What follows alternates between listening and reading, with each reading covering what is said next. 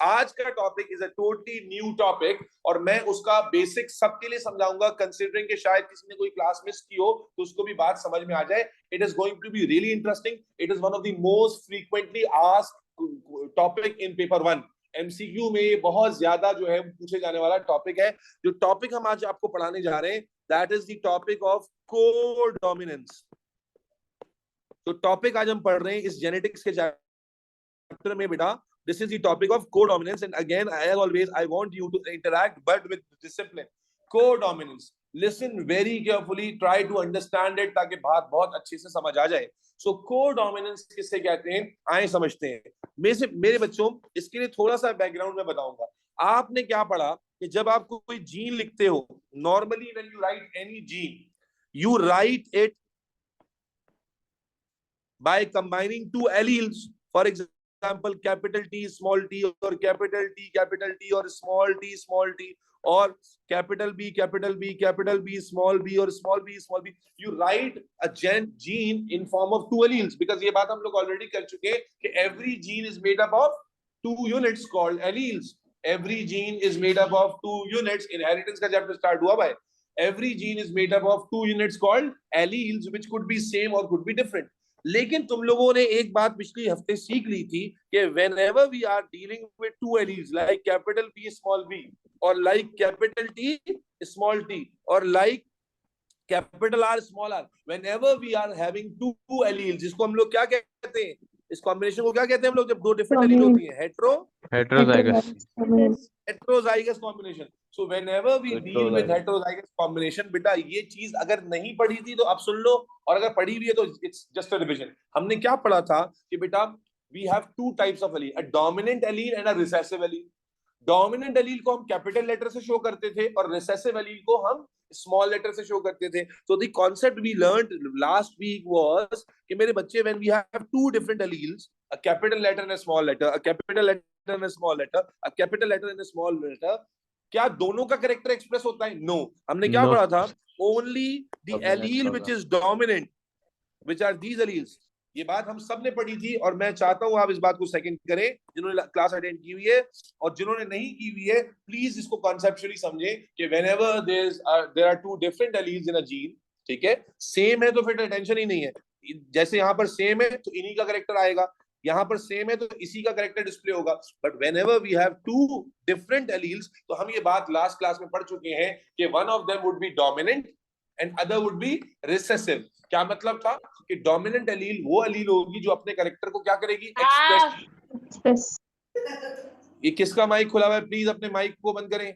Dominant allele बेटा वो allele होगी जो अपने, बोलो बेटा, कैरेक्टर को क्या करेगी, एक्सप्रेस करेगी. And recessive allele will be the allele जिसका कैरेक्टर, जिसका एक्सप्रेशन क्या हो जाएगा, सप्रेस हो जाएगा. फॉर एग्जांपल, आप ये बात पढ़ चुके हो, लेकिन जस्ट टू रिवाइज, अगर मैं कहता हूं capital R is an allele for red flower and small r, बातें नहीं करो बेटा, it is in, for example, capital R is an allele for red flower and small r is an allele for white flower. Listen very carefully. तो आप जानते हो whenever capital R and small r will come together, the character of small r will not be expressed, rather the resultant phenotype of the flower would be red. ये बात हम पिछली class में पिछले गए. Why? Because this is the relationship जिसको हमने पढ़ा था कि when we are dealing with two different alleles, one of them is dominant and the other one is recessive. जो dominant allele होगी, कैसे पता चलेगा who is dominant? Capital letter. Standard क्या है? The letter which is used is capital. तो capital letter is used to show dominant allele. तो जब आपके पास दो different alleles लिखी हुई है, तो dominant allele का character express होता है, recessive का express नहीं होता. ये चीज हम ऑलरेडी पढ़कर आ चुके हैं पिछले हफ्ते. लेकिन आज जो मैं तुम्हें पढ़ा रहा हूं, this is little bit different from this. मेरे बच्चे लिसन वेरी केयरफुली. अब मैं तुम्हें बताता हूं व्हाट इज कोडोमिनेंस.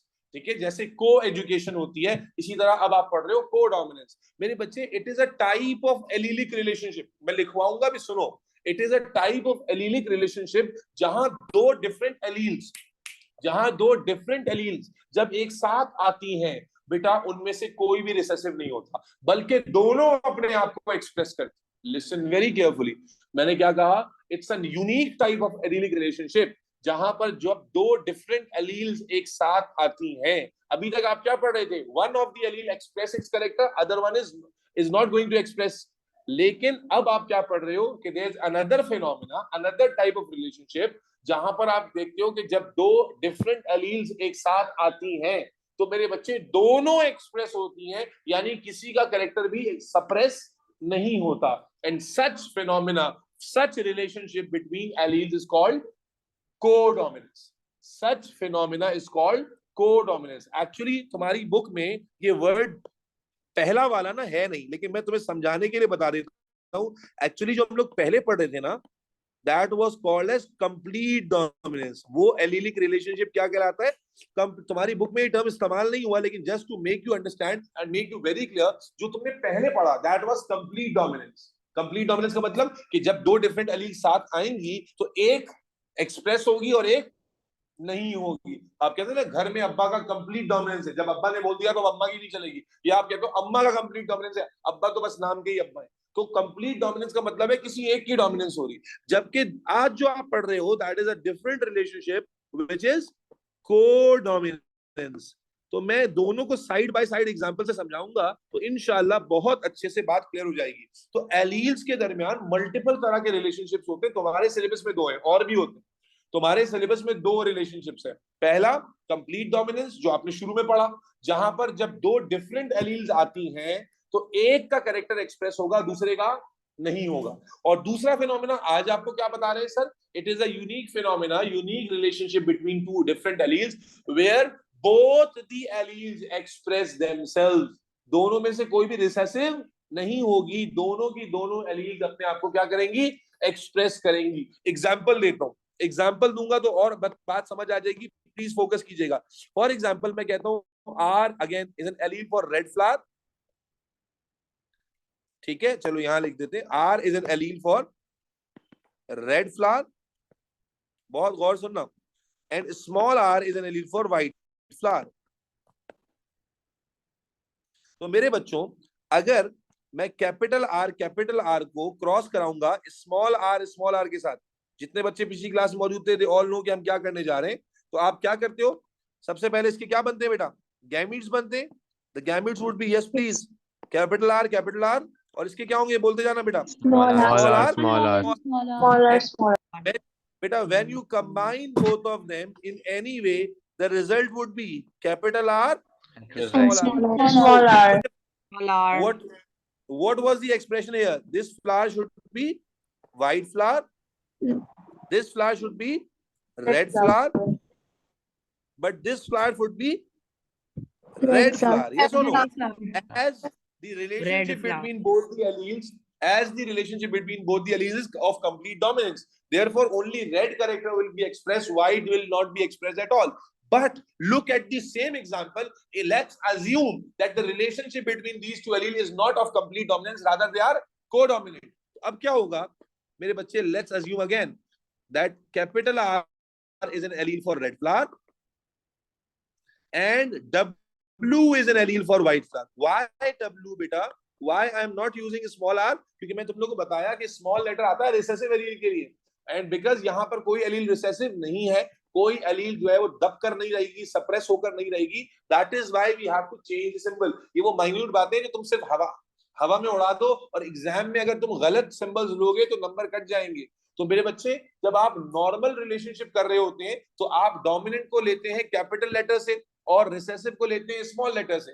ठीक है जी। अच्छा मैं चैट ना पढ़ नहीं पा रहा हूँ, जो चैट मेरे पास आ रही है मैं पढ़ नहीं पा रहा हूँ, तो जब भी कोई क्वेरी होगी मैं रुकूंगा फिर चैट पढ़ लूंगा, या आप माइक पर आइएगा और फिर सवाल पूछिएगा। ये मैं उनके लिख रहा हूँ जो चैट पे कुछ ना कुछ लिख रहे हैं, तो चैट मेरे स्क्रीन पर डिस्प्ले नहीं हो रही है, मैंने स्क्रीन रेशो को सही रखने के लिए चैट बंद की हुई है, तो इसलिए ऑनलाइन वालों के लिए। अब सुनो बेटा, तो जब आप कोडोमिनेंस में आ रहे हो, now you know that codominance is a phenomena जहां पर दोनों एलील क्या होती है, डोमिनेंट होती है। समझ आ गई बात? तो इसलिए सिंबल भी मैं स्मॉल आर नहीं ले रहा बल्कि क्या ले रहा हूं, डब्ल्यू। अब समझो, अगर मैं लेता हूं कैपिटल आर और कैपिटल डब्ल्यू, तो क्या फिनोटाइप होगा, इसका क्या कलर होगा, रेड फ्लावर, और इसका क्या होगा, व्हाइट फ्लावर। अब अगर मैं इसकी गैमीटोजेनेसिस करूं, ये आ जाएगा capital R capital capital W, W, capital capital W। W, और मेरे बच्चों अब जब ये कंबाइन होंगे दे विल फॉर्म RW। अब मुझे RW, बताओ RW वाला फ्लावर रेड होगा या व्हाइट होगा? मेरी दोनों। जान, इसमें रेड भी होंगे और व्हाइट भी, यानी जो प्लांट उगेगा उसमें कुछ फ्लावर रेड होंगे, कुछ व्हाइट होंगे, या एक ही फ्लावर का कुछ हिस्सा रेड और व्हाइट होगा। आपने नोटिस किया है कि आपने देखा होगा एक है, एक एक एनिमल है या एक कैट है व्हाइट कलर की और एक है ब्लैक कलर की, और कुछ कैट्स है जिसमें ब्लैक और व्हाइट दोनों पैचेस है। यस और नो? Yes, sir. क्या आप बकरीद में Sir. जानवर लेकर आते हो, एक आप ब्लैक बुल लेकर आते हो, एक आप व्हाइट काउ लेकर आते हो, और एक आप देखते हो ब्लैक एंड व्हाइट दो पैचेस है, ब्राउन और व्हाइट दो पैचेस है। ये दो पैचेस कहां से आ रहे हैं? Because both the alleles are expressing themselves. दोनों एलील जो स्किन के कलर के लिए रिस्पॉन्सिबल है, वो दोनों अपने आप को क्या कर रही है? एक्सप्रेस कर रही है। तो बेटा वहां तुम क्या देख रहे हो? एक्चुअली तुम्हें पता तो नहीं था, अब पता चल रहा है कि जहां पर भी तुम मल्टी कलर ऑर्गेनिज्म देखोगे, समझ जाना कि क्या है ये? कोडोमिनेंस। क्या है भाई? कोडोमिनेंस। अच्छा अब समझो कि हमने कोडोमिनेंट बनाया? नहीं बेटा, दैट्स अ नेचुरल फिनोमेना। बास कैरेक्टर्स की एलील जो है वो कंप्लीट डोमिनेंस को फॉलो करती है, और बास कैरेक्टर्स की एलील किसको फॉलो करती है? कोडोमिनेंस को। तो I want everybody to be absolutely clear in these two comparative terms. There's a phenomena which is normal complete dominance, and there's another phenomena which is called codominance. In complete dominance, one allele is dominant, other is recessive. When both comes together, the character of dominant allele is expressed and the character of recessive allele is suppressed. However, there's another phenomena called codominance where both the alleles are dominant, and when they come together, they both express their expression, or they both express their characters. ठीक है? And that is why मेरी जान आप क्या देखते हैं कि दोनों कैरेक्टर्स, दोनों एक्सप्रेशन नजर आएंगे। मैंने अभी कहा चैट में पढ़ नहीं रहा, फिर भी चैट में सवाल आ रहा है। ठीक है जी, लेकिन ये मैंने पढ़ लिया क्योंकि पॉपअप हुआ था कि भाई more than 2 dominant allele possible है। बेटा अब इसका सवाल जवाब सुन लो। एक बच्ची ने सवाल पूछा है कि क्या सिर्फ 2 से ज्यादा डोमिनेंट भी हो सकती है? बेटा 2 से ज्यादा डोमिनेंट पॉपुलेशन में तो हो सकती है, एक ऑर्गेनिज्म में 2 ही होंगे। 2 से ज्यादा डोमिनेंट पॉपुलेशन में तो हो सकती है कि आप कहें कि भाई ओवरऑल इंसान की पॉपुलेशन या कुत्ते की पॉपुलेशन या जनाब घोड़े की पॉपुलेशन में मल्टीपल एलील्स हैं, मल्टीपल कलर की या मल्टीपल एलील्स हैं, और ये सारी डोमिनेंट है। लेकिन आप जानते हैं कि जब एक ऑर्गेनिज्म के अंदर वो कंबाइन होंगी तो वी हैव लर्न कि gene is made up of 2 alleles.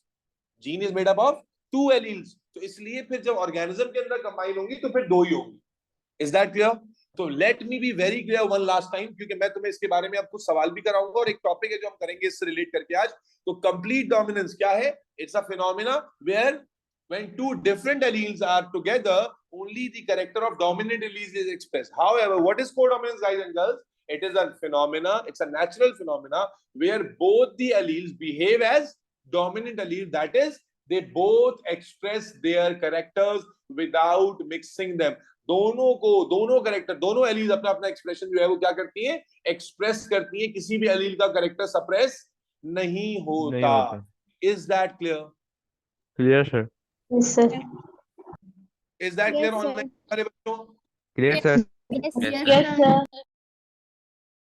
और एक और बात जो कॉमन सेंस में समझ में आती है वो क्या मेरे बच्चे, कि जब भी आप डोमिनेंस की बात करेंगे, कोडोमिनेंस की बात करेंगे, इन फिनोमेना की बात करेंगे, तो एक बात समझ लेनी है कि जो कंप्लीट डोमिनेंस थी वहां पर एक कैपिटल लेटर होता है और एक स्मॉल लेटर होता है। और उसका लॉजिक बता रहा हूं मैं आपको कि कैपिटल और स्मॉल अगर आप नहीं रखोगे तो आपको पता नहीं चलेगा कि डोमिनेंट कौन है और रिसेसिव कौन है।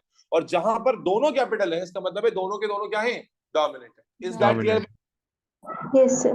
Yes sir, clear. अब मेरे बच्चों असल में अब मैं तुम्हें इस फिनोमिना की वो एग्जांपल समझाऊंगा जो तुम्हारे अंदर है और हमारे सिलेबस में भी शामिल है।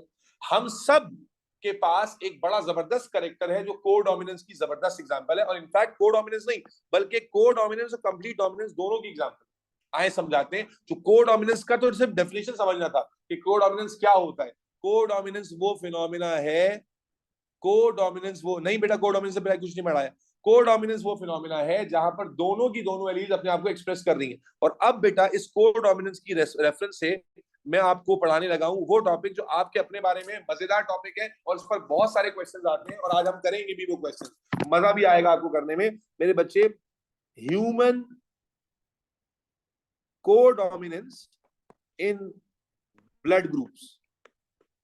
Codominance in blood groups. Codominance in blood groups.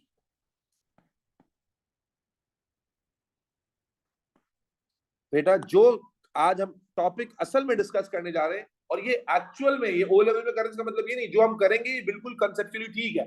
Codominance in blood group, ये बड़ा एक डिटेल्ड डिस्कशन है। I want everybody to be discipline, ताकि समझो, मजा आएगा। तुम घर पे जाके अपनी अम्मा पापा को बता सकते हो, क्योंकि आज कुछ ऐसा सीखने जा रहे हो जो थोड़ी तफरी वाली बात है, ठीक है।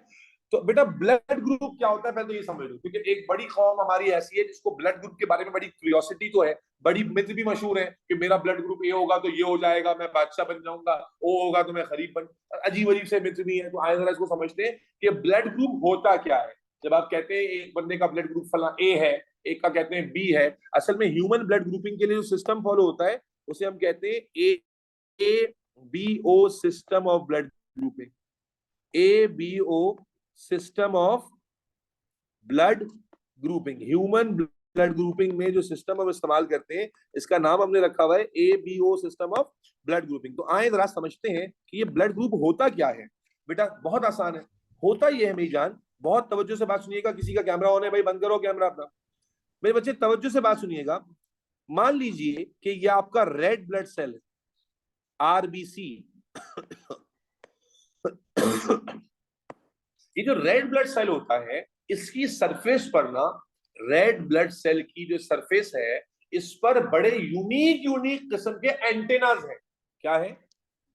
एंटेनाज। एंटेना को बायोलॉजिकली हम एंटीजन कहते हैं, लेकिन ये वर्ड मैं जानबूझ के अवॉइड कर रहा हूं। एंटेना समझना आसान होता है। आप यूं समझ लो कि रेड ब्लड सेल की जो सरफेस होती है इसके ऊपर बहुत सारे किस्म के एंटेनाज हैं, जिनका बायोलॉजिकल नेम असल में एंटीजन है, ठीक है। एंटेना एंटीजन रिलेटेबल भी है, तो यूनिक शेप के एंटीजन मौजूद है, ठीक है जी। तो बेसिकली अगर मान लीजिए कि एक एंटीजन है इस शेप का, ठीक है, एक एंटीजन है इस शेप का, इस एंटीजन का नाम हमने रख दिया, इस एंटेना का नाम हमने रख दिया, एंटीजन या एंटेना का नाम हमने रख दिया एंटीजन ए। इसी तरह एक एंटीजन है जो थोड़ा सा इस तरह की शेप का है, बिल्कुल डिफरेंट शेप का, तो इसका नाम हमने मिसाल के तौर पर रख दिया एंटीजन, ये सिर्फ समझाने के लिए बता रहा हूं भाई, एंटीजन बी।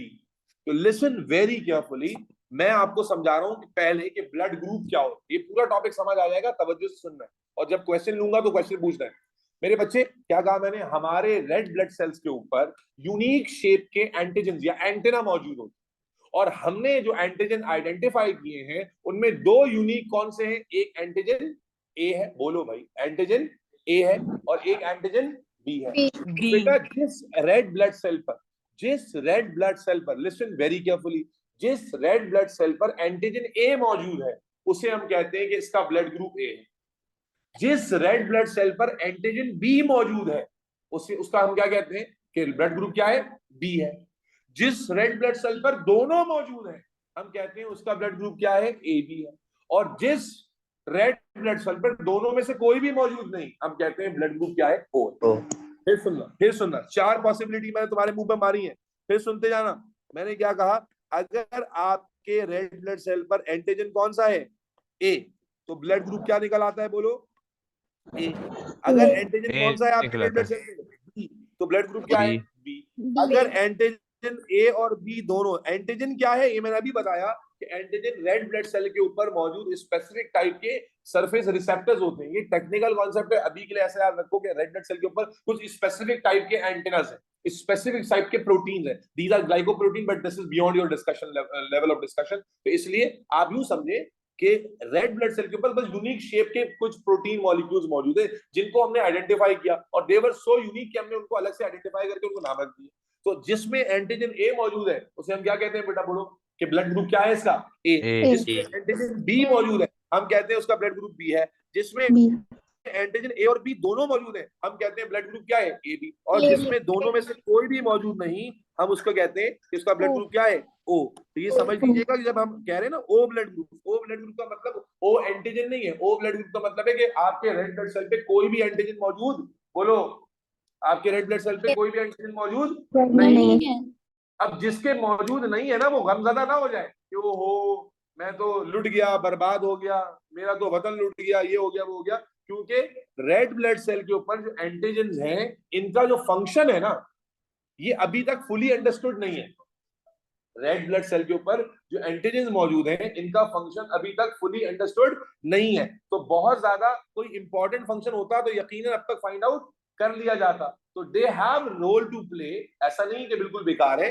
लेकिन मेरे बच्चे, अगर आपका ब्लड ग्रुप ओ है तो आज आपको पता चला कि आपके रेड ब्लड सेल पे कोई एंटीजन नहीं है, तो ये नहीं कि घर जाके मातम शुरू कर दो कि जनाब ओ हो हम लुट गए, अल्लाह ताला ने नाइंसाफी कर दी। भाई अल्लाह बेहतर जाने कि इसका क्या रोल था। आज जिसको दिया है हम तो ये कहेंगे उसके लिए भी फायदा, जिसको नहीं दिया उसके लिए भी फायदा, और इसका रोल अब तक फुली अंडरस्टूड भी नहीं है, तो हम कह नहीं सकते कि इसका रोल क्या था। हाँ, अगर बहुत जरूरी होता तो जिसका ओ था वो मर जाता है भाई। अगर मान लो कि एंटीजन बहुत ही जरूरी होते तो जिसका ओ है वो जिंदा कहाँ रहता, वो मर चुका होता अब तक। तो इसलिए रोने धोने की जरूरत नहीं है, बल्कि ओ वाले तो प्राउडली घूमते हैं। क्यों घूमते हैं अभी थोड़ी देर में बताऊंगा। ओ वाले तो प्राउडली मार्केट में घूम रहे हैं आजकल।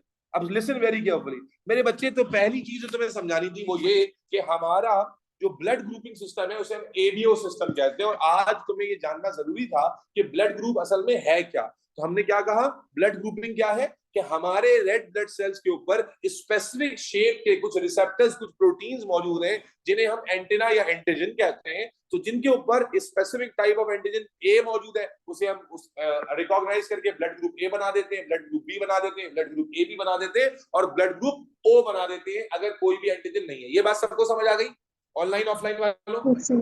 Yes, sir, clear. Yes, sir. Yes, sir.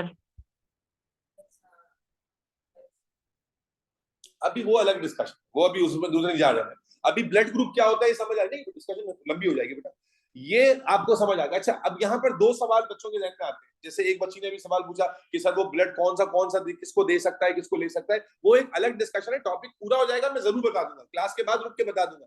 That is not the discussion right now. इसलिए अगर किसी को जानना हो कि कौन किसको ब्लड ग्रुप दे सकता है, मैं पूरा प्रिंसिपल समझा दूंगा, और अगर अभी नहीं समझाया तो इम्यूनिटी के चैप्टर में समझाऊंगा। लेकिन और दूसरा सवाल किसी के ध्यान में आ रहा होगा कि सर हमारा तो पॉजिटिव नेगेटिव का चक्कर होता है कि हम कहते हैं सर ए नहीं, ए पॉजिटिव, ए नेगेटिव। ये बात मैं इसी टॉपिक में बता दूंगा, थोड़ा आगे जाकर, अभी नहीं, रुक जाओ पहले। तो पहले सबको ये समझ आ गया कि ब्लड ग्रुप की कहानी क्या है। अब लिसन वेरी केयरफुली, ये जो एंटीजन है ये एक प्रोटीन है और जाहिर इसको बनाया जाएगा। तो मेरे बच्चे, एंटीजन को बनाने वाली जो एलील्स हैं उनको हमने रिकॉग्नाइज किया हुआ है। ये जो आई ए है, आई ए एलील है, जो कि जब एक्सप्रेस होगी तो क्या बनाएगी, एंटीजन ए। जब आई ए आपके पास मौजूद होगी तो एंटीजन ए बनाएगी। अगर आई बी मौजूद है तो क्या बनाएगी, Antigen G. एंटीजन। और आई ओ मौजूद है तो क्या बनाएगी, नो एंटीजन। आई ओ है तो वो एंटीजन नहीं बनाएगी। अब लिसन वेरी केयरफुली मेरे बच्चों, बहुत गौर से सुनना मेरे बच्चों। बात ये है कि आई ए और आई बी,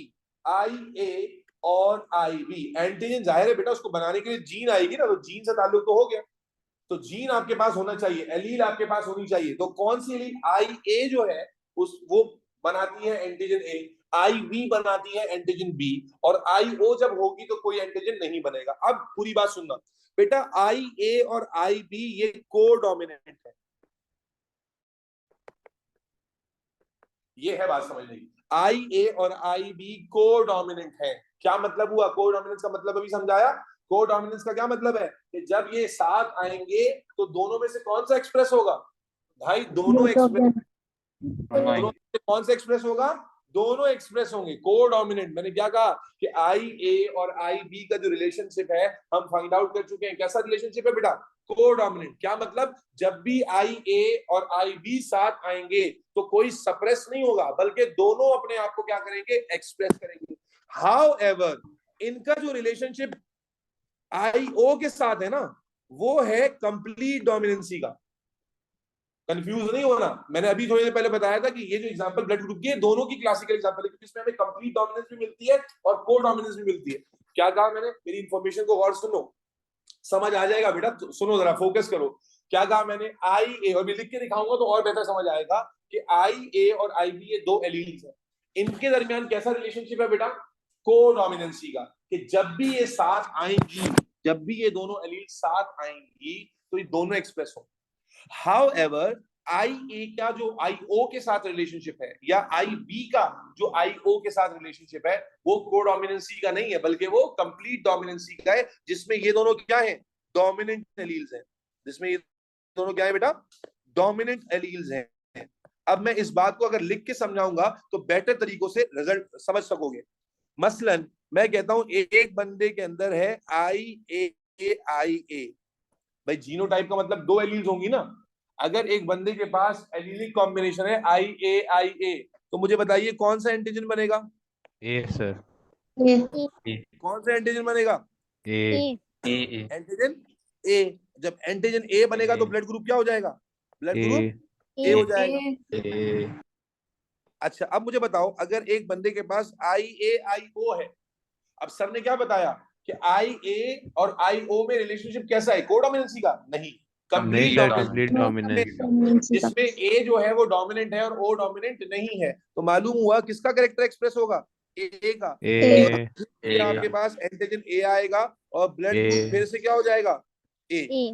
पहले मुझे बताओ, मुझे सारे बच्चों का रिस्पांस चाहिए ऑनलाइन और ऑफलाइन से कि मेरे बच्चे क्या समझे इससे, जो मैंने ऊपर बात बताई कि बेटा आई ए और आई बी ये डोमिनेंट है ओवर आई ओ। आई ओ के ऊपर ये दोनों क्या है? डोमिनेंट। और आपस में ये क्या है? कोडोमिनेंट। तो आपने पहली पॉसिबिलिटी देखी, उम्मीद है समझा पाया। पहली पॉसिबिलिटी क्या देखी कि जब ये दोनों साथ आएंगे आई ए, तो जाहिर है आई ए का कैरेक्टर निकल के आएगा। लेकिन जब आई ए के साथ आई ओ आएगा तब भी कैरेक्टर किसका निकलेगा बेटा?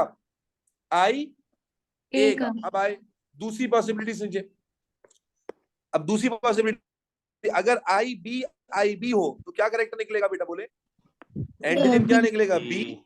और ब्लड ग्रुप का बी। और आई बी आई ओ हो, हाँ भाई अब क्या होगा? अब भी क्या होगा? बी ही आएगा। और ब्लड ग्रुप अभी भी क्या होगा? बी होगा। करने में आसानी होती है। ये बात समझ आई बेटा? Yes sir. Yes sir. अच्छा अब तीसरी पॉसिबिलिटी में चल रहा हूं।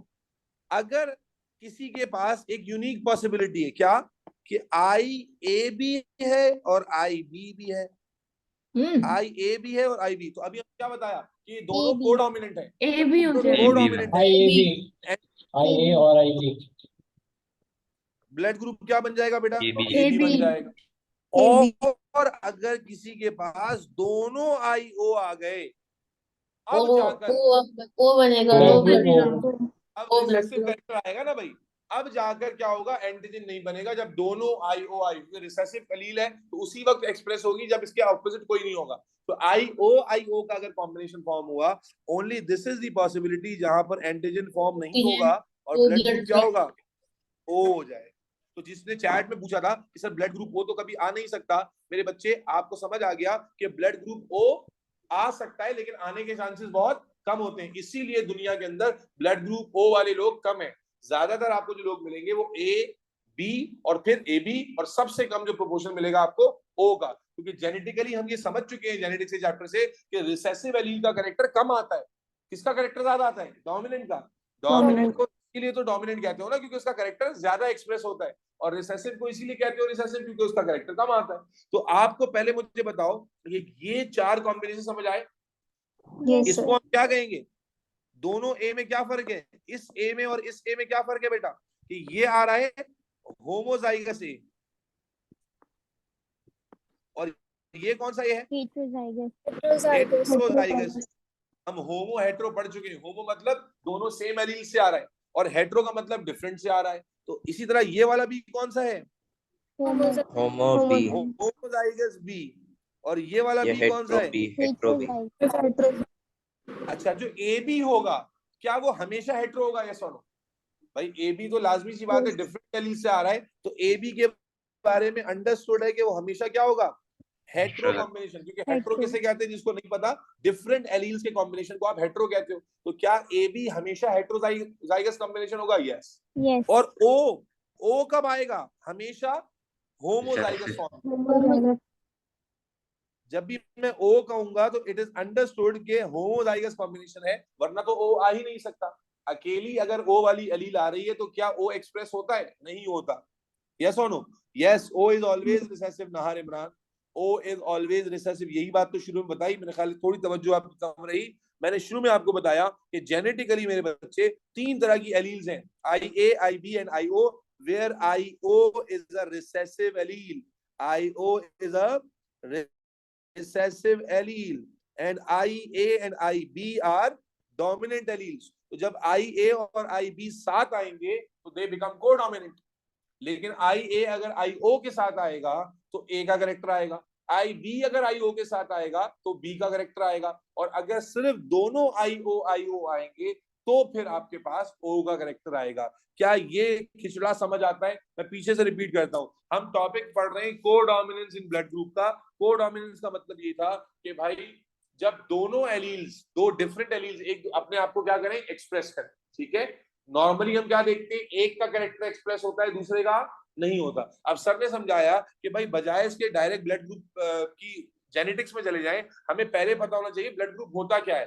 तो सर ने आपको क्या बताया कि रेड ब्लड सेल के ऊपर, हमारे जो रेड ब्लड सेल है उसकी सरफेस पर यूनिक टाइप के एंटेनास है। तो उन्हीं एंटेनास को हमने क्या किया है, आइडेंटिफाई किया। ठीक है, तो अब एक तरह का एंटेना उसका नाम हमने रख दिया A, एक तरह का एंटेना उसका नाम रख दिया B। तो जिसपे एंटेना A मौजूद है उसको हम ब्लड ग्रुप A कह रहे हैं, जिसमें एंटेना B मौजूद है उसे ब्लड ग्रुप B कह रहे हैं, जिसमें दोनों मौजूद है उसे AB कह रहे हैं, और जिसमें दोनों में से कोई नहीं है उसे O कह रहे हैं। फिर हमने आपको समझाया कि ये एंटेना कैसे है, खुद ब खुद तो नहीं बनेंगे, इसको बनाने के लिए जीन होगी, और जीन बनी होती है एलील से। तो हमने ह्यूमन पॉपुलेशन में आइडेंटिफाई की ये 3 एलील्स, IA, IB और IO। ये 3 एलील्स हैं। जब IA एक्सप्रेस होगी तो एंटीजन A बनेगा, जब IB एक्सप्रेस होगी तो एंटीजन B बनेगा, और जब IO एक्सप्रेस होगी तो कोई एंटीजन नहीं बनेगा। अब पॉसिबल कॉम्बिनेशंस क्या थे? तो पॉसिबल कॉम्बिनेशन में सर ने बताया कि दी possible combination could be IA साथ आ जाए तो डेफिनेटली A बनेगा, ब्लड ग्रुप A होगा, इसको होमोजाइगस A कहेंगे। अगर IA के साथ IO आ जाए तो करेक्टर किसका निकल के आएगा, A का। तो आपने दोबारा देखा ब्लड ग्रुप A बनेगा, और लेकिन इसको हम हेटेरोजाइगस A कहेंगे क्योंकि इसमें 2 डिफरेंट एलील्स हैं। इसी तरह IB में करेक्टर B निकल के आएगा, ब्लड ग्रुप B होगा, और इसे होमोजाइगस B कहेंगे। हाउएवर अगर IB और IO का कॉम्बिनेशन हो, अभी भी ब्लड ग्रुप क्या निकलेगा, B, लेकिन इसे क्या कहेंगे, हेटेरोजाइगस B कहेंगे। यस और नो? इसी तरह IA और IB अगर साथ आ जाए तो ये दोनों चूंकि डोमिनेंट हैं इसलिए दोनों एक्सप्रेस होंगे, और ब्लड ग्रुप क्या बन जाएगा, AB, जो डेफिनेटली हेटेरोजाइगस ही कहलाएगा क्योंकि डिफरेंट कॉम्बिनेशन से बना है। एंड लास्टली अगर दोनों IO साथ आ जाएं, this is the only case where no antigen is formed and blood group will be O, and this will always be, बोलो बेटा, होमोजाइगस। ये बात मैंने पिछली क्लास में भी समझाई थी कि रिसेसिव कैरेक्टर उसी वक्त आता है जब दोनों एलील्स क्या हो, रिसेसिव वाली हो। इज दैट क्लियर ऑनलाइन वाले बच्चों? Yes, sir. Yes, sir. अब मेरे बच्चों होता क्या है, Yes, एग्जाम में सवाल कैसे आता है। अब मैं तुम्हें एक एग्जाम स्टाइल क्वेश्चन करके दिखाता हूँ, फिर एक करके दिखाऊंगा, और फिर तुमसे मैं करवाऊंगा प्रोसेस। मेरे बच्चे एग्जाम में सवाल आता है, लिटरली ऐसे ही होता है कि आपको कहता है कि भाई एक दो पेरेंट्स हैं, एक पेरेंट का जो ब्लड ग्रुप है, पेरेंट ब्लड ग्रुप्स आपको दिए हुए होते हैं, कहता है एक पेरेंट का, और ये तुम अपने ऊपर भी अप्लाई कर सकते हो, ठीक है, अगर तुम्हें अपने ब्लड ग्रुप्स मालूम है तो। ठीक है, आपको कहता है एक पेरेंट है जिसका ब्लड ग्रुप है, लेट्स सपोज हेटेरोजाइगस A, और दूसरा पेरेंट है जिसका ब्लड ग्रुप है O, और इन दोनों की जाहिर शादी हो गई। तो अब बताइए इनके बच्चों में कौन कौन से ब्लड ग्रुप के इनहेरिट होने की पॉसिबिलिटी है, कौन कौन से ब्लड ग्रुप के इनहेरिट होने। तो मेरे बच्चे अब इसको करके दिखाना होगा। कैसे करोगे? हेटेरोजाइगस A का मतलब क्या होगा, इसका जीनोटाइप बनाओ। हेटेरोजाइगस A का मतलब क्या हुआ, IA with IO। Yes yes sir. और O ब्लड ग्रुप कब आता है बेटा, बोलिए, जब IO होगा। ये जीनोटाइप आपको डेटा से बनाना होगा। हेटेरोजाइगस A का मतलब A विद O, यानी IA एंड IO, और O कब आता है, जब दोनों IO हो। अब मेरे बच्चे इसकी पूरी क्रॉस करके दिखाओगे। कैसे करते हैं क्रॉस, आपको याद होगा, पहले क्या बनाते हैं, गैमीट्स, और उसके बाद फिर क्या बनाते हैं, पुनेट स्क्वायर, जहां पर आप अपने गैमीट्स को अरेंज करके पॉसिबिलिटी चार्ट देते हैं। तो आए जरा इसको बनाते हैं। क्या गैमीट फॉर्मेशन होगी बेटा इसमें, यहाँ क्या गैमीट बनेंगे बेटा, बोलिए, IA IO, IO. आयु यहाँ IO और IO। अब इसको अरेंज कैसे करेंगे? यहाँ रख दिया आपने IA, यहाँ रख दिया IO, और ये दोनों रख दिए IO। अब इनको मल्टीप्लाई करके पॉसिबल रिजल्ट बताइए। IA IO, जब इन दोनों को सॉल्व करेंगे, मल्टीप्लाई करेंगे, क्या पॉसिबिलिटी निकलेगी बेटा? बोले इन दोनों से IA IO, इन दोनों से क्या निकलेगी? बोले IA IO। ठीक है, अब किसकी बारी आ गई? इन दोनों की आ गई। अब इनसे मल्टीप्लाई करें, क्या आ जाएगा? IO, और फिर इसे क्या आ जाएगा? IO। अब मुझे बताइए क्या ब्लड ग्रुप निकला? अगर जिंदा है, कॉमन सेंस है, क्या ब्लड ग्रुप निकला? यहाँ से ब्लड ग्रुप क्या आया बेटा? बोलिए A। तो आप क्या देख रहे हो? अगर पॉसिबिलिटी चार्ट बना रहे हो, 50% पॉसिबिलिटी होगी बच्चों में कौन से ब्लड ग्रुप की? Heterozygous Heterozygous A. 50% बच्चों में, 50% बच्चों में कौन सा ब्लड ग्रुप आएगा? O। 50% बच्चों में कौन सा ब्लड ग्रुप आएगा? O।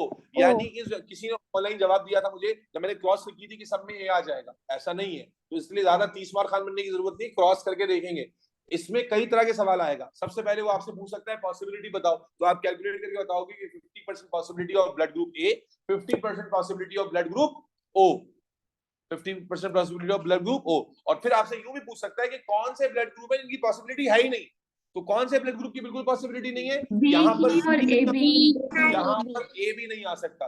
There is 0% chance, 0% chance of having B और हैविंग AB, क्योंकि आपको नजर आ रहा है कि अगर ये गैमेट्स हैं तो उनमें AB बनना नामुमकिन है और B बनना भी नामुमकिन है। यानी मान लीजिए किसी के अब्बा A है और अम्मा O है और उनके बच्चे का ब्लड ग्रुप B हो सकता है? नहीं हो सकता। इसका मतलब है ये बच्चा, जो अम्मी कहानी सुनाती हैं कि बेटा तुम पर रहम आ गया, अस्पताल के बाहर पड़े हुए थे, हमने तुम्हें उठा लिया, अफसोस कर रहे हैं, तो शायद वो कहानी सही है। बिकॉज ये पॉसिबिलिटी चार्ट जो हमें बता रहे हैं ना, ये फैक्ट है कि इस केस में, क्योंकि अम्मा अब्बा के पास जब बी वाली जीन ही नहीं है, बी वाली एलील नहीं है, तो बच्चे में बी कहां से आएगा भाई? इसका मतलब है कोई तो गड़बड़ है। दया, पता करो क्या गड़बड़ है, ये किसका बच्चा है, या समझे? तो ये है पॉसिबिलिटी। आए एक और क्रॉस करते हैं। बात समझ आई बेटा क्रॉस कैसे करनी है?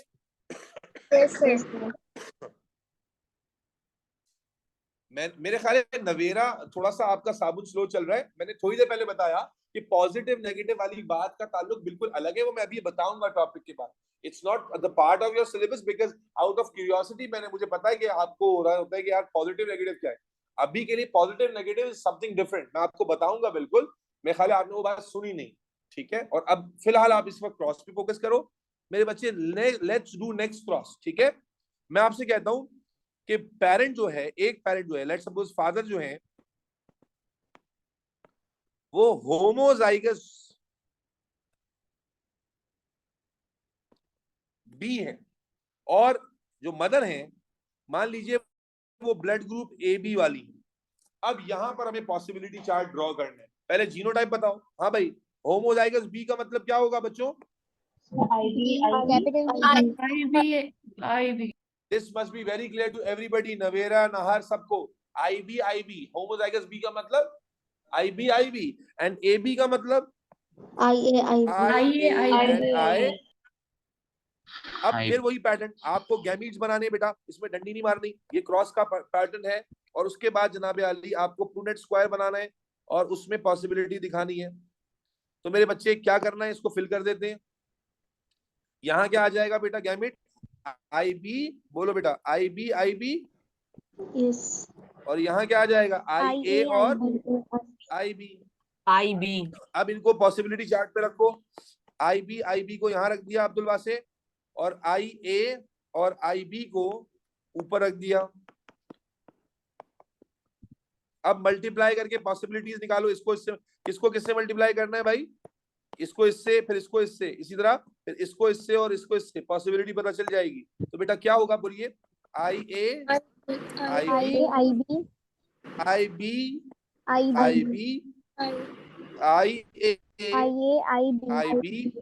And IB।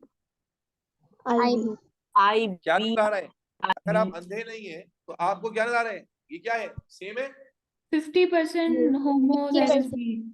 रिजल्ट लिखना पड़ेगा। 50% आपको नजर आ रहा है होमोजाइगस B, एंड 50% नजर आ रहा है क्या? Heterozygous AB। Heterozygous AB। A B will be always heterozygous, वहां लिखने की जरूरत नहीं है। ओ के लिए और ए बी के लिए लिखने की जरूरत नहीं, क्योंकि अंडरस्टूड है कि ओ हमेशा होमो होगा और ए बी हेटेरो होगा। ए और बी के लिए आप लिखते हो कि होमो है या हेटेरो है। तो इसका मतलब है जो ब्लड ग्रुप अम्मा अब्बा के हैं वही बच्चों में आ सकते हैं। क्या इसमें ब्लड ग्रुप ए आ सकता है? नहीं आ सकता। क्या पॉसिबिलिटी है ब्लड ग्रुप ए की कोई? नहीं। ब्लड ग्रुप क्या इसमें ओ आ सकता है? नहीं आ सकता। ब्लड ग्रुप ए की कोई पॉसिबिलिटी नहीं है, ब्लड ग्रुप क्या नाम है ओ की भी कोई पॉसिबिलिटी नहीं है। Is that clear? Yes, sir. Yes, sir. Yes, अब sir. तक आपने क्या देखा? अब तक अम्मा अब्बा में वही ब्लड, बच्चों में वही ब्लड ग्रुप आ रहे थे जो अम्मा अब्बा में थे। अब जरा कुछ यूनिक दिखाते हैं आपको। ठीक है, ऐसा भी हो सकता है कि अम्मा अब्बा का ब्लड ग्रुप डिफरेंट हो और आपका डिफरेंट हो। तो अगर कोई जाहिल होगा बोलेगा नहीं भाई पता करो कुछ तो गड़बड़ है, तुम्हारा ब्लड ग्रुप ये, तुम्हारे शौहर का ये तुम्हारे बच्चे का ये कैसे हो गया? तो आए देखते हैं, हमेशा जरूरी नहीं, आए देखते हैं, आए एक और क्रॉस करते हैं। अगर मैं आपसे कहता हूं हेट्रोजाइगस ए को क्रॉस करा रहे हैं हम हेट्रोजाइगस बी के साथ, तो जीनोटाइप क्या होंगे बेटा? आई ए, बोलो बेटा, I O and I A, sorry I B I O. Yes और नो? क्या ये जीनोटाइप सबको समझ आते हैं? Yes. बेटा ये जीनोटाइप समझ आते हैं? Yes, sir. Yes, sir. चलो Yes, sir. Yes, sir. अब जरा क्रॉसेस बना लेते हैं। तो मेरे बच्चे आए देखें क्या कमाल होता है यहाँ पर। तो आपने क्या कहा, यहाँ आ जाएगा आई ए और आई ओ, यहाँ आ जाएगा बेटा आई बी और आई ओ, यहाँ पर अरेंज करेंगे आई ए आई ओ, यहाँ अरेंज करेंगे बेटा बोलिए आई बी और आई ओ। अब बताइए पॉसिबिलिटी क्या बनेगी? I I A I B I A I O I B I O I ओ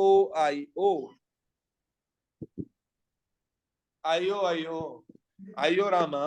क्या नजर आ रहा है बेटा? ये ब्लड ग्रुप कौन सा है? A B.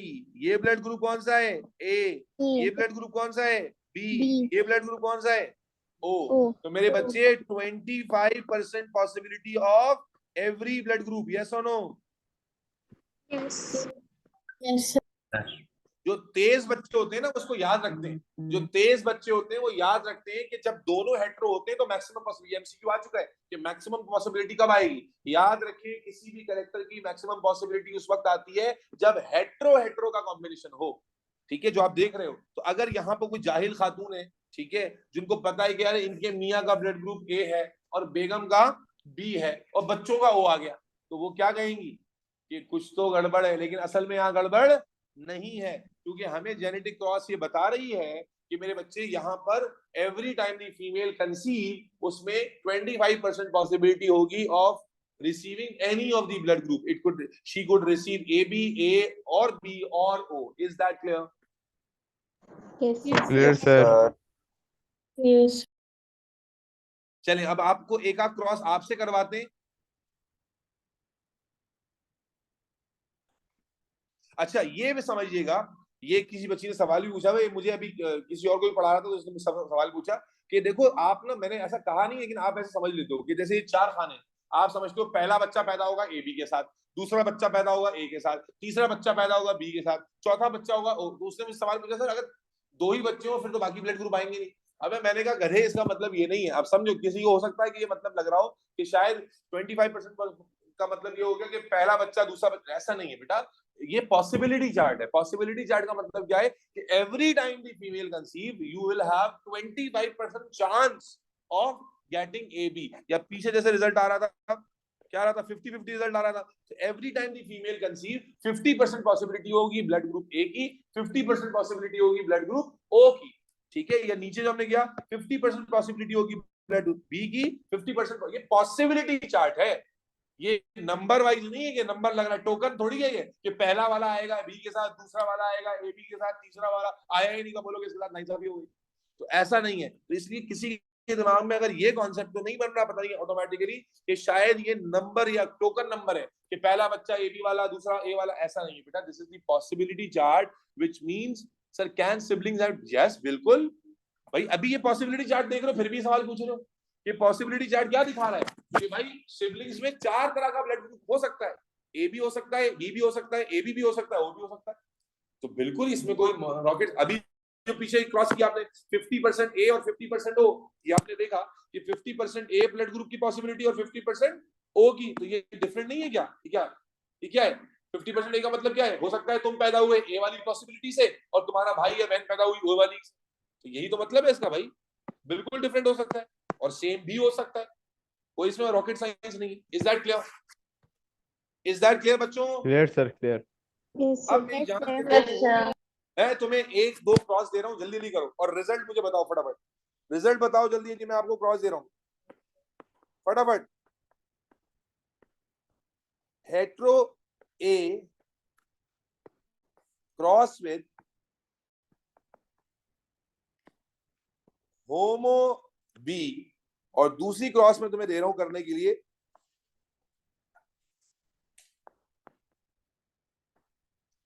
Homo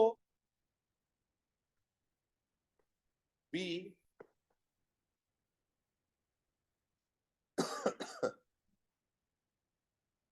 with O, और तीसरी दे रहा हूं ए बी विद ओ। ये 3 क्रॉसेस करो और इनका रिजल्ट निकालो परसेंटेज में, ये 3 क्रॉसेस करो बेटा और इनका रिजल्ट निकालो। शाबाश, चवले नहीं मारना, सही निकाल लेना।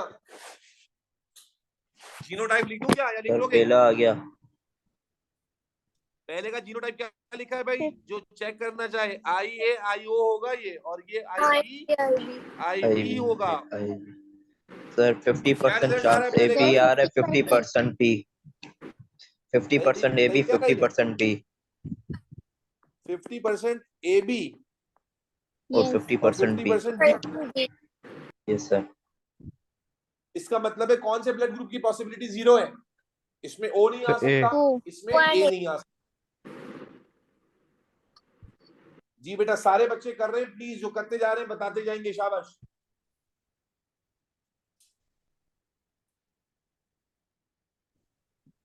ए नहीं आ दूसरे का बताओ, दूसरे का। सर सारे में बी होंगे, दूसरे में। Yes, sir. 100%। ये क्या होता है सारे में B? 100% ब्लड ग्रुप कौन सा आएगा? B.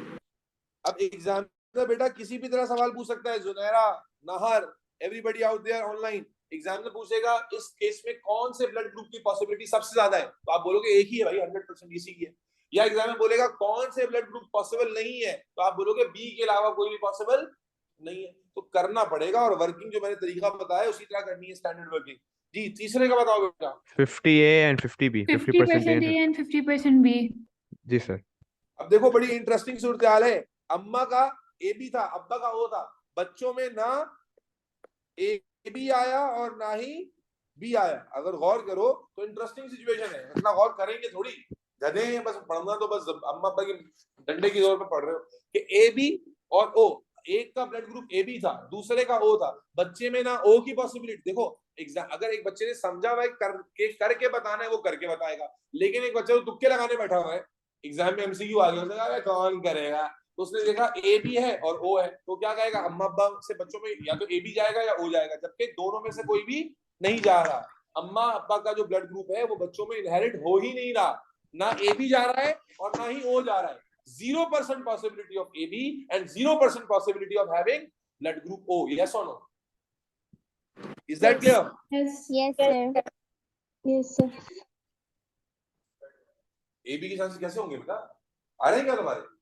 अगर आ रहे तो गलत आ रहे ना, तो बता दो नहीं आएंगे चांसेस। बेटा समझ आ गई बात? अब मैं अपने वादे के मुताबिक जल्दी से बता देता हूँ कि पॉजिटिव नेगेटिव की क्या कहानी होती है। ये टॉपिक खत्म हो रहा है, ठीक है? ये पॉजिटिव नेगेटिव का कहानी तुम्हारे सिलेबस में नहीं है, लेकिन आउट ऑफ क्यूरियोसिटी बता रहा हूँ ताकि समझ आ जाए। भाई माइक पे छनछुन नहीं करो, बंद करो माइक अपना, ठीक है? ये टॉपिक खत्म हो रहा है कोडोमिनेंस का। इंशाल्लाह कल की क्लास में सेक्स लिंक इनहेरिटेंस स्टार्ट करूंगा, जो लास्ट टॉपिक है जेनेटिक्स का। सेक्स लिंक इनहेरिटेंस और सेक्स डिटरमिनेशन करेंगे, और उसके बाद फिर पास पेपर की क्रॉसेस कराऊंगा, क्योंकि जेनेटिक्स जो है ना, जब तक मैं क्रॉसेस करा ना दूं पास पेपर वाली, तब तक तसल्ली नहीं बैठेगी। तो कल इस चैप्टर जेनेटिक्स का लास्ट टॉपिक होगा, और उसके बाद इंशाल्लाह ताला कुछ पास पेपर के सवाल भी कराऊंगा, MCQ से भी और थ्योरी से भी, ठीक है जी? अब सुनो, ये पॉजिटिव नेगेटिव की कहानी सुन लो बेटा। Positive negative has nothing to do with A B और ए और बी और नो एंड डिजिट। पॉजिटिव और नेगेटिव का ताल्लुक ए या बी से है ही नहीं। किससे है? आए समझते, जरा पुरानी डायग्राम पे चलते हैं। ये बेटा ये जो डायग्राम मैंने बनाकर बताई थी, इसमें मैंने तुम्हें बताया कि रेड ब्लड सेल के ऊपर स्पेसिफिक एंटेना मौजूद है, तो इसी तरह से इससे पॉजिटिव नेगेटिव ताल्लुक नहीं, बल्कि पॉजिटिव नेगेटिव का ताल्लुक किससे है, रेड ब्लड सेल पर हमें एक और एंटेना मिला बाद में। रेड ब्लड सेल पे एक और एंटेना मिला, और मजे की बात ये है कि ये एंटेना हमने ह्यूमन ब्लड में पहले नहीं देखा, ये एंटेना हमने पहले डिस्कवर किया मंकी ब्लड में। मंकी की एक रेस होती है जिसको रीजस मंकी कहते हैं। क्या कहते हैं? मंकी की एक रेस होती है जिसको, अरे बोलो भाई, रीजस मंकी कहते हैं। तो बेसिकली ये वाले टाइप का जो एंटेना था, ये हमने डिस्कवर किया पहली दफा रीजस मंकी में, और बाद में हमने इंसान के रेड ब्लड सेल पर भी इस एंटीजन को पाया। तो बेसिकली ये एंटीजन इंसान में कहलाता है RH antigen, rhesus. RH stands for rhesus, क्योंकि इसको रेफर किया गया विद द डिस्कवरी, क्योंकि ये डिस्कवर हुआ था रीजस मंकी में। तो बेसिकली जिस आरबीसी के ऊपर ये RH एंटीजन मौजूद है, तो हम कहते हैं वो पॉजिटिव है, पॉजिटिव फॉर RH। और जिसके ऊपर RH एंटीजन मौजूद नहीं है, हम कहते हैं उस पर RH नेगेटिव है। पॉजिटिव का मतलब प्रेजेंट होना, नेगेटिव का मतलब एब्सेंट होना। तो अब जब मैं कहता हूं, लिसन वेरी केयरफुली, अब जब मैं कहता हूं A पॉजिटिव, ये नाहर और जो बच्ची जिसने पहले पूछा था, जब मैं कहता हूं ब्लड ग्रुप है A पॉजिटिव, इसका क्या मतलब है? ये A और पॉजिटिव अलग अलग है। इसका मतलब है रेड ब्लड सेल के ऊपर एंटीजन A भी मौजूद है और RH एंटीजन भी मौजूद है। और जब मैं कहता हूं A नेगेटिव, इसका क्या मतलब होता है कि रेड ब्लड सेल के ऊपर एंटीजन A तो मौजूद है लेकिन RH एंटीजन मौजूद नहीं है। ये मतलब है। अगर मैं कहता हूं O पॉजिटिव, तो O पॉजिटिव का क्या मतलब है कि एंटीजन A और B में से तो कोई मौजूद नहीं है, लेकिन RH एंटीजन मौजूद है। भाई मैंने क्या समझाया? O पॉजिटिव बोला साथ जा रहा है, लेकिन O अलग चीज है और पॉजिटिव नेगेटिव अलग चीज है। पॉजिटिव नेगेटिव का ताल्लुक एक और एंटीजन पे डिपेंड करता है, जिसको हम क्या कहते हैं? RH antigen. तो मेरे बच्चे, जब मैं कहता हूं O नेगेटिव, क्या मतलब होगा O नेगेटिव का? कि ना इसके ऊपर एंटीजन A है, ना इसके ऊपर एंटीजन B है, और ना ही इसके ऊपर RH antigen. Is that clear? हाँ भाई, तो जो बच्चे पॉजिटिव नेगेटिव के सवाल में, पॉजिटिव नेगेटिव का ताल्लुक A और B से नहीं है, बल्कि it's a separate antigen called rhesus antigen, और जो रीजस मंकी के नाम पे रखा गया है। एंड देयरफॉर जहां पर RH एंटीजन मौजूद है वहां पर पॉजिटिव, जहां नहीं है वहां नेगेटिव। और याद रखिए, दुनिया की 95% पॉपुलेशन RH एंटीजन पॉजिटिव होती है, इसीलिए नेगेटिव ब्लड ग्रुप रेयर है बहुत। RH antigen 95% population, human population is RH positive. इसीलिए आपको, आप अगर 100 बंदा घूमेंगे तो आपको 5 भी मुश्किल से मिलेंगे नेगेटिव वाले, सारे पॉजिटिव वाले ही मिलेंगे। Sir if we write homo with, क्या होमो विद? होमो विद हो बेटा, होमो विद हो का तो तुक नहीं है ना, वो आ नहीं सकता ना किसी और सेंस में। मतलब एक चीज अंडरस्टूड है। मिसाल के तौर पर अगर क्या नाम है, किसने पूछा था सवाल? ये कौन था ये सवाल? महीज।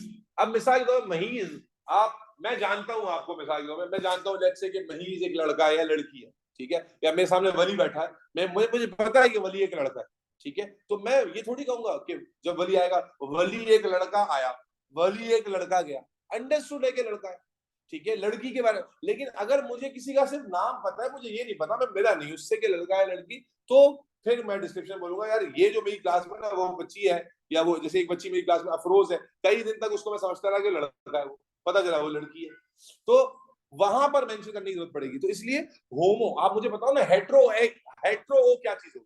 हेट्रो बना के दिखा दो। अगर तुम बना लो तो मैं कहता हूं फिर मेंशन करो। There is no such word called homozygous O, because O blood group is only possible in the homozygous combination. There is no possibility of heterozygous O.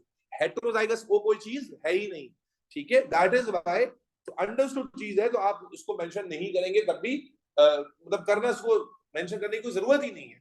तो मेरे बच्चों, आज मैं तुम्हें जो बातें समझाई, मैं let me just conclude everything. हमने शुरू किया था बाय कंपेयरिंग टू फिनोमेना, जिसको हम लास्ट क्लास में पढ़ चुके थे। ये अब तक जो एलिलिक रिलेशनशिप हमने पढ़ा, that was of complete dominance. फिर आज हमने उसके साथ खड़ा किया एक और phenomena, that was codominance, which was a unique phenomena, जहां पर दो एलील्स जो हैं वो एक दूसरे के लिए डोमिनेंट ही होती हैं, रिसेसिव कोई भी नहीं होता, और दोनों खुलकर अपने आप को एक्सप्रेस करती हैं। फिर इस चीज को मैंने समझाया हमारे ह्यूमन एग्जाम्पल से, जो ब्लड ग्रुप की एग्जाम्पल है, ठीक है जी, ब्लड ग्रुप की एग्जांपल है। तो ब्लड ग्रुप की एग्जांपल में हमने कहा जो एंटीजन, आपके ब्लड ग्रुप क्या होता है पहले तो ये समझा, और फिर इन ब्लड ग्रुप को बनाने वाली जो एलील्स हैं उनके बारे में बात की। तो कितनी है बेटा? 3 है, IA, IB और IO।